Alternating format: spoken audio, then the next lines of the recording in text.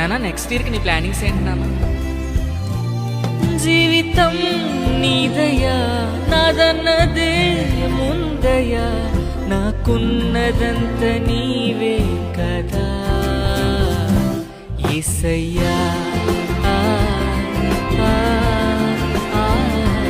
యేసయ్యా యేసయ్యా యేసయ్యా.